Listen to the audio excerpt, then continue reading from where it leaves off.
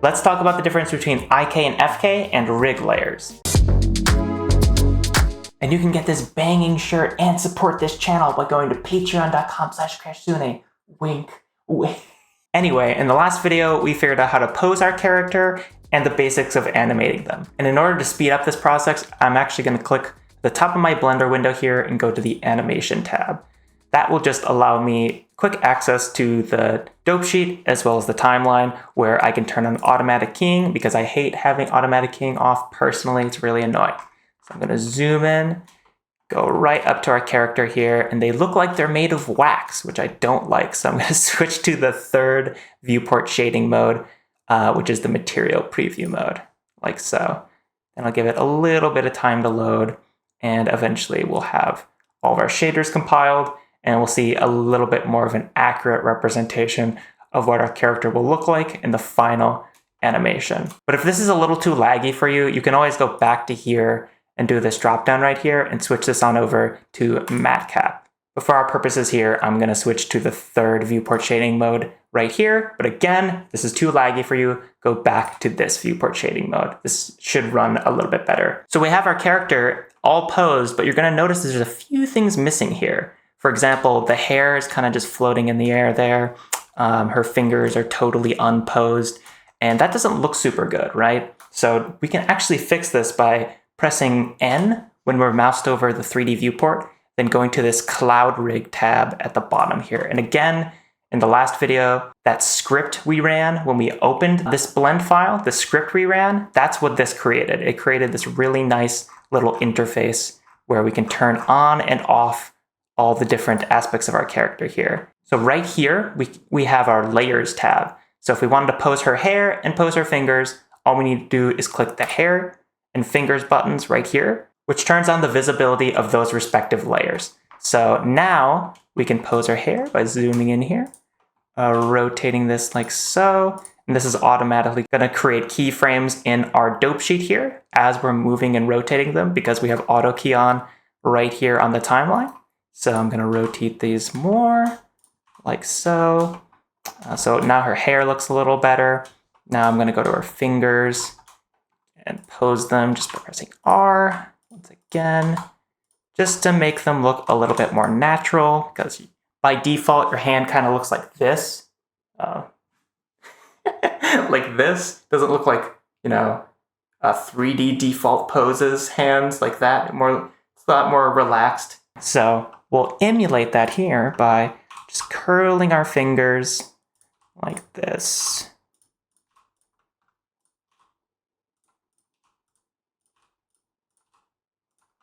Like so. All right. We can move this one a little bit to be a little bit more relaxed looking as well. And then we can do the same on this side.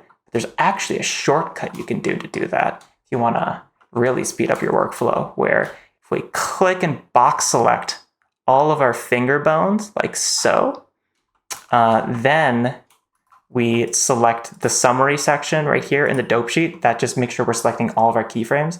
Then we press Ctrl+C. So that just copied all of our keyframes right here that we just inserted on our fingers here.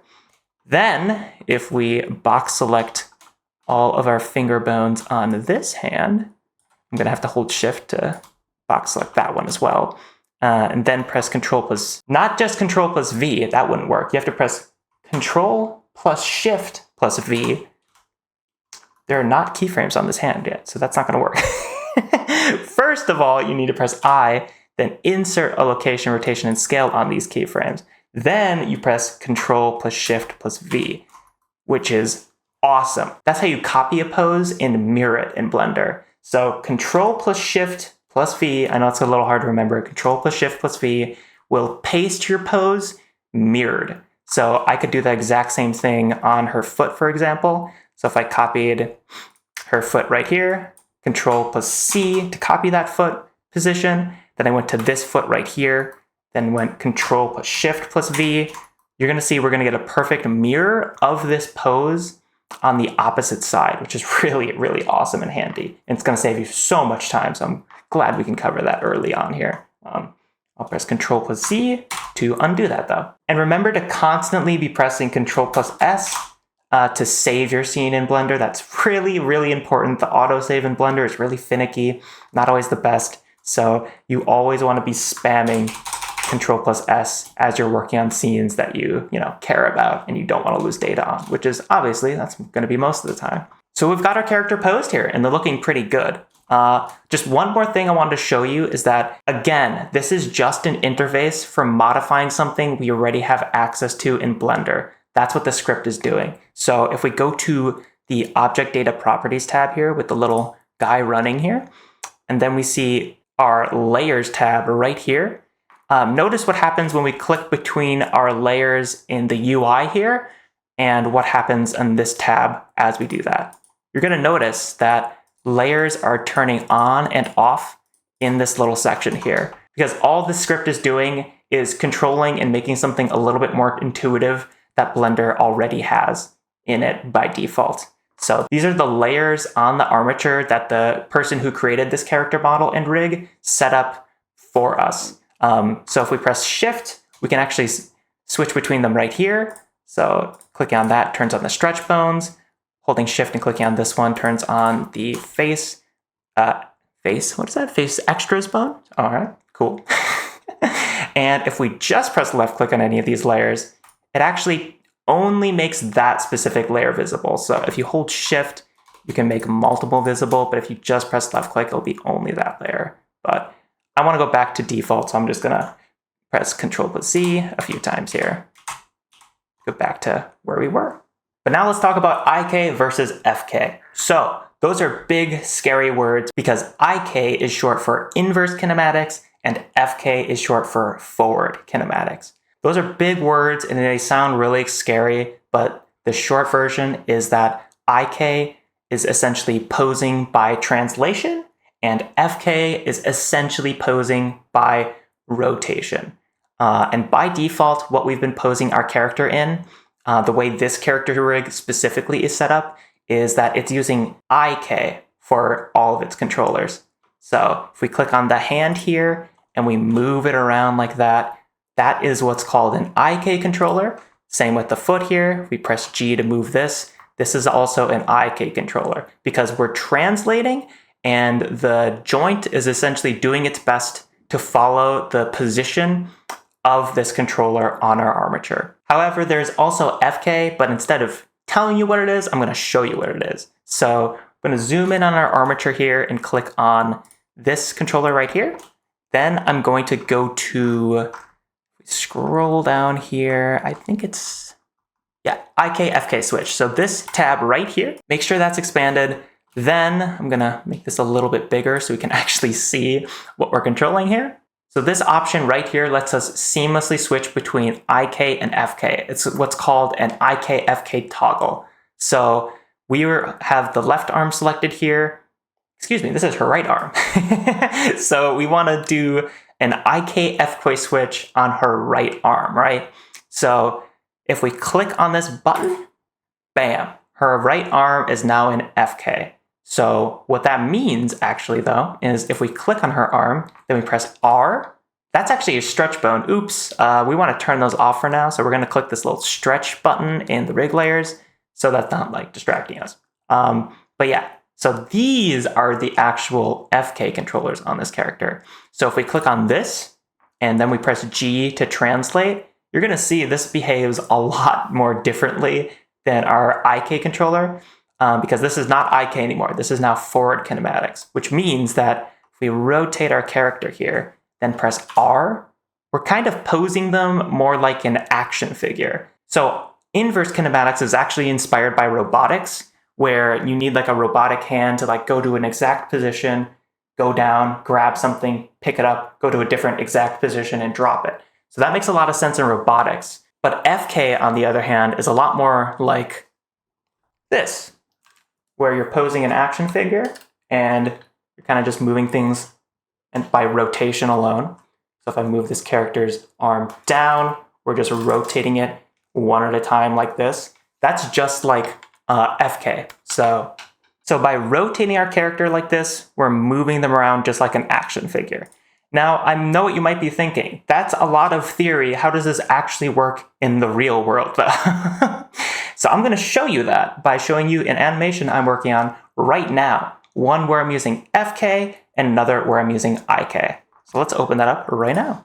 So this is an animation I'm actually working on right now for an animation project, right? So if I play this back, you're gonna see we have a little bit of a drumming animation. It's not done, still working on it, but that's the idea, right? And actually I have my reference on the left here because I don't know how to drum and I needed reference. So yeah, this is the animation playing back here. And for this animation, I'm actually using IK. So if we go to this controller here, click on our armature, press Control plus Tab to go to pose mode, then click on this IK controller on the hand here. You're gonna see that this controller, if we play this back, it's all in IK. So if I move this controller around, it's gonna just follow the position by following our translation here, and we can still rotate it by doing rotation like this, but only on the hand. We can't like rotate the elbow unless we do a different controller. So for this animation, that made more sense to me because I needed to hit this cymbal on an exact position and I needed to hit this drum. I don't know what the main part of a drum is called. Please, musicians, tell me. This part of the drum, I needed to hit like exactly onto like a certain point, right? So we frame through our animation here. You're gonna see that eventually the right hand will hit this part of the drum exactly at that point because that was important. It kind of needed to hit that exact position. And what's nice about using IK here as well is that I could animate the upper torso, the shoulders, the pelvis even, and no matter how much I rotate those, it's not gonna like mess up the position of where I'm actually hitting the cymbal and the drum here. So for this shot, IK just kind of made more sense to me. But that is definitely not always the case. Let me show you a shot where I chose to use FK instead. So here's a shot where I chose to use FK instead. So if I play back my animation, you can see that our character is landing on a bed like so. And for this shot, if we look at our character's arms, you're gonna see that these are actually FK. So again, click on our armature, Control plus Tab, click on this bone. You're gonna see that this is controlled entirely by rotation, not translation, because this is FK. So if I frame by frame through this animation, you might start to see why I chose FK and not IK, because our character's arms are kind of dragging behind the main movement of this animation, right? So they kind of start, you know, kind of neutral by their sides, but as they fall more, it kind of drags behind their movement like this till they like start falling forward like that. So to me, doing this in FK just made way more sense because if it was in IK, I'd have to like be manually making sure the arcs look good for a movement like this and that it's tracking the position of our character every time they move forward like this. Unless, of course, I parented it to their hips, but in this case I didn't. So to me, this made a lot more sense to animate this animation specifically in FK on their arms. Their feet are actually IK, but their arms are actually FK in this shot. So if we translate forward a few more frames, you can see that we actually have the arms. I know this is a lot of bones, so I'm gonna actually hide some of these. It's a little distracting. There we go. If we play back this animation, you can see that the arms kind of wiggle at the end there too, which again, that's a very difficult thing to show off and achieve using an IK controller. So for me, in this shot, I used FK and I switch between which one I'm using depending on what I'm doing. So IK is really good at like holding objects. So if you're like grabbing a sword out of a stone and like it's in the environment, IK makes a lot of sense for that. Or if you have like a two-handed sword where you need one hand to perfectly track the other, you might actually want to have one hand be IK, but the other hand be FK. So you get like the really smooth arcs of FK, but you're constantly having like a perfect following motion because your left hand would be IK, but your right hand would be FK. And I know that's a little confusing and I'm throwing around terminology a lot here, but let me show you what this actually looks like in context. So we're gonna do the same motion on her left arm and right arm to kind of show you what I mean. So we're gonna click on her arm here. We're actually gonna select all of her bones and press I to insert a location, rotation, and scale. Then we're gonna go to frame 30, we'll say, and do I, insert location, rotation, and scale. Then we'll do P to set our preview range to just those frames and zoom in here. And we're gonna do the exact same pose on both of her arms, except one will be FK and the other will be IK. We're just gonna go from her arms being like this to her arms being like this. So we'll grab this controller right here, and because this one is IK, I press G to move it up, like this. Press R to rotate it, G to move it like this. So, and the thing about moving your arm up is that your arm isn't the only thing that moves. Your shoulder also goes up with it. So in our case here, we're going to want to grab her shoulder, rotate that up, kind of like that, and also adjust her elbow right here. So for IK controllers, there's also always going to be this bone right here. Sometimes this is done in rotation, but usually it's done in translation. And this bone right here kind of controls, if we actually move this down a little bit, you'll see it a little bit more clearly. This controller right here controls the rotation of your elbow. So I'm going to put that, if you raise your arm up like this, so it'll actually be forward. So her thumb should be back. If it's kind of like this kind of a pose, her elbow should actually be in front of her for a pose like this. So I'm going to move that forward here. And it looks like her thumb, her thumb's already back. Sweet. Feel free to use yourself as reference when you're doing these, by the way. It's very, very helpful. And rotate this, and we are good. All right. So that looks a little messed up there, but I think that's just a twist bone being funny. Ooh, scary. It's fine. For our purposes here, it doesn't really matter. Then we're going to grab her right arm, right? And then we're going to rotate it up using FK. So instead of pressing G, we're going to press R because that's how you rotate things in Blender. We're going to do the exact same thing here. We're going to grab her shoulder, press R to rotate it. And you're going to notice, because we're moving her shoulder in FK, it's moving her whole arm. Whereas if we move her shoulder around in IK, her hand actually will stay in place. So that's another important difference to keep in mind between these two. So do the exact same thing.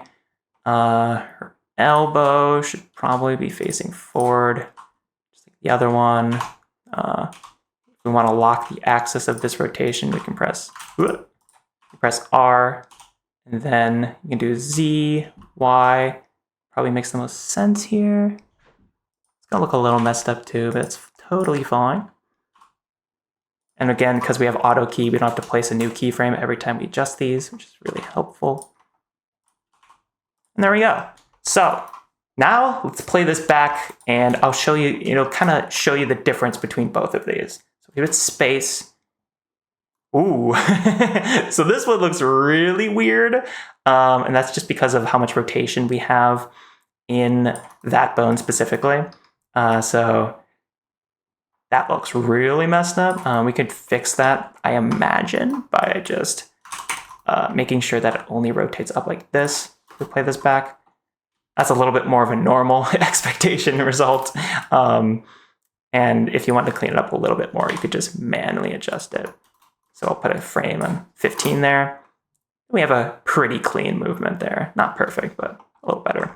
And you'll notice that if we actually look at our hand, it's creating an arc in the FK controller that is not being created on the IK controller. And that's because FK is dealing with rotation and IK is dealing with solely translation. And we can actually visualize this using the motion path tool. So I'm going to click on our wrist controller right here on our FK arm, which is our right arm. Then I hit calculate and hit OK. Then we're going to have a preview of what is called an arc, which is just an animation term for kind of visualizing the position of things in space, because the animation theory is that clean arcs, kind of like this one, where there's like a really smooth half circle or whatever the arcs might be. The theory is that movements like that are a little bit more realistic and beautiful to our eyes. So if we hit play here, you're going to see that our hand on the right here has a really smooth, perfect arc to it. which is what we want. We love seeing that in animation. But what happens if we do the exact same thing on our arm here, our IK arm? So I'm going to hit calculate, then I get OK. And immediately you can see a difference between these two, right? This is a little bit more realistic when it comes to movement, whereas this is just completely mechanical and fake feeling. So that doesn't mean IK is bad, but it does mean when you're using IK, you have to be mindful of the fact that the arcs it creates are not good looking. You have to go out of your way to make sure that your IK movement looks solid and has a clean arc to it. So even here, we can go to frame 15, and just by looking at this, we can see this is problematic. This is not what it should look like, right? We can go to frame 15 and kind of just move this forward. And look at that! Our arc now looks a heck of a lot like the arc on our FK controller, right? So if we play here, you're gonna see that this looks a lot more natural just by moving that a little bit forward. Neither of these are perfect by any means, but this is kind of just to illustrate a point, right? But that about covers it. That is the difference between IK versus FK and everything you need to know about animation layers in Blender. We are getting dangerously close to finishing this series, so if you've got it this far, that's awesome. Congratulations. Please comment below if you thought this video was helpful. Check out my Patreon to get this shirt. Have a great day. Bye-bye. Congratulations on finishing this tutorial. It might feel like a small step, but you're now one step closer to animation mastery. And if you want access to an exclusive Discord community, exclusive rewards, and help ensure that I can keep making tutorials for you just like this one, check out my Patreon. Link is in the description below.